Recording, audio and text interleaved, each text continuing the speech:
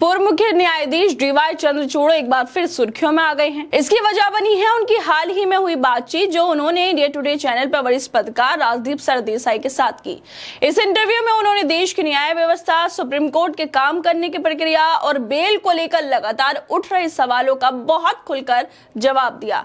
बातचीत के दौरान कई ऐसे मुद्दे सामने आए जो आम जनता के मन में पहले से ही सवाल बनकर बैठे हुए हैं, जैसे कि क्या वीआईपी लोगों के लिए बेल जल्दी मिल जाती है जबकि आम लोगों को सालों तक इंतजार करना पड़ता है? क्या मुस्लिम पत्रकारों या एक्टिविस्टों के साथ भेदभाव होता है? क्या अदालत में बैठने वाले जजों की सोच एक जैसी होती है या हर बेंच का अपना अलग नजरिया होता है? चंद्रचूड़ ने इन सभी बातों पर विस्तार से बात की और ये भी माना कि सुप्रीम कोर्ट में जजों की सोच अलग अलग हो सकती है, जिसे पोलीवोकल कोर्ट कहा जाता है। उन्होंने ये भी कहा कि हर जज की अपनी दृष्टि, समझ और समाज को देखने का तरीका होता है और इतनी बड़ी संख्या में केसों के बीच ये फर्क पूरी तरह से टालना मुश्किल है। वहीं राजदीप ने सवाल उठाया कि जब अर्नब गोस्वामी जैसे पत्रकारों को फौरन बेल मिल जाती है तो सिद्दीक कप्पन जैसे पत्रकार को 2 साल तक इंतजार क्यों करना पड़ता है? क्या न्याय अब सभी के लिए बराबर नहीं रहा? यह बातचीत एक बार फिर न्याय व्यवस्था के सामने मौजूद असली चुनौतियों को उजागर करती है। दरअसल इंडिया टुडे पे वरिष्ठ पत्रकार राजदीप सरदेसाई ने पूर्व मुख्य न्यायाधीश डीवाई चंद्रचूड़ से पूछा कि अर्नब गोस्वामी को वेकेशन बेंच ने फौरन जमानत दे दी, लेकिन सिद्दीक कप्पन को 2 साल से ज्यादा समय तक जमानत नहीं मिली।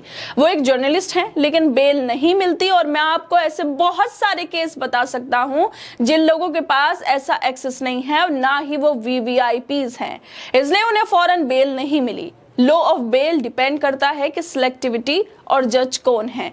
मैंने काफी सारे लॉयर्स से सुना है कि अगर मैं इस पार्टिकुलर जज के पास जाऊंगा तो बेल नहीं मिलेगी। बेल बहुत सिलेक्टिव हो गई है। राजदीप ने साफ शब्दों में पूछा, अर्नब गोस्वामी को वेकेशन बेंच तुरंत जमानत दे देती है लेकिन पत्रकार सिद्दीक कप्पन को 2 साल से ज्यादा समय तक जमानत क्यों नहीं मिलती? क्या इसलिए कि वो मुसलमान हैं? इन सवालों पर जवाब देते हुए चंद्रचूड़ ने कहा कि मैंने अर्नब गोस्वामी को भी जमानत दी और जुबैर को भी दी। मैं ये कह सकता हूं कि मैंने A to Z तक सभी को जमानत दी है। उन्होंने कहा कि बहुत से लोग आज कोर्ट को पोलीवोकल कोर्ट कहते हैं, यानी ऐसी अदालत जहां अलग अलग बेंच के अलग अलग राय दृष्टिकोण होते हैं। जैसे कि हमारे यहाँ बहुत बड़ी संख्या में मुकदमे दर्ज होते हैं। सिर्फ सुप्रीम कोर्ट में ही हर साल लगभग 70,000 केस दाखिल होते हैं। दुनिया में ब्राजील के सुप्रीम कोर्ट को छोड़कर और कोई सुप्रीम कोर्ट इतनी संख्या में मामलों से नहीं जूझती। अब देखिए, सुप्रीम कोर्ट में कुल 34 जज हैं। जाहिर है कि सभी 34 जज एक साथ बैठकर एक ही केस को नहीं सुन सकते, इसलिए हमारे यहाँ 17 बेंच होती हैं। जब 17 बेंच केसों पर फैसले लेती हैं तो अदालत पोलीवोकल बन जाती है, यानी कई स्वर, कई दृष्टिकोण। ऐसे में जजों की व्यक्तिगत सोच मायने रखती है।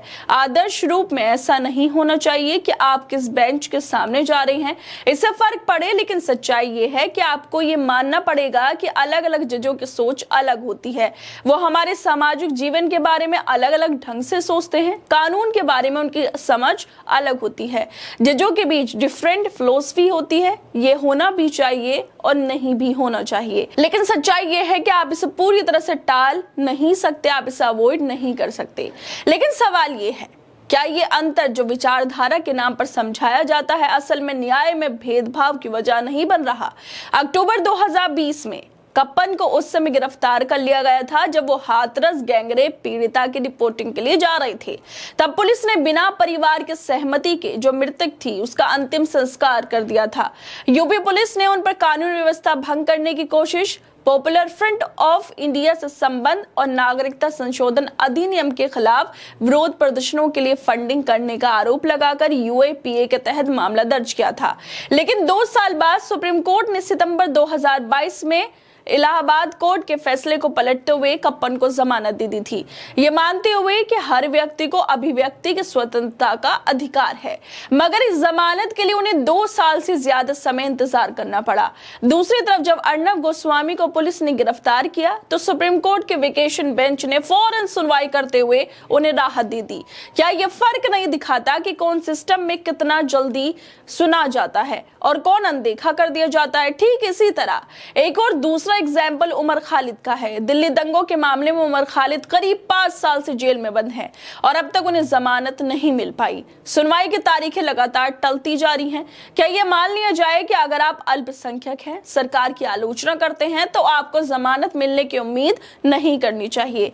राजदीप ने यही सवाल दोहराया। क्या आज भारत की अदालतें इस बात पर न्याय तय करती हैं कि आप कौन हैं, आपकी पहचान क्या है और आपके पास कितनी पहुंच है? इस पूरे इंटरव्यू के बाद ये बहस और तेज हो जाती है कि भारत की अदालतें सच में न्याय के मंदिर हैं या अब वहां भी वर्ग और पहचान देखकर फैसले लिए जाते हैं।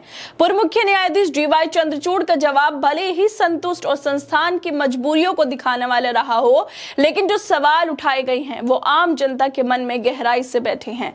क्या इन सवालों का जवाब सिर्फ कानूनी प्रक्रिया में है या हमें अपने न्यायिक तंत्र की संरचना और सोच को भी नए सिरे से देखने की जरूरत है?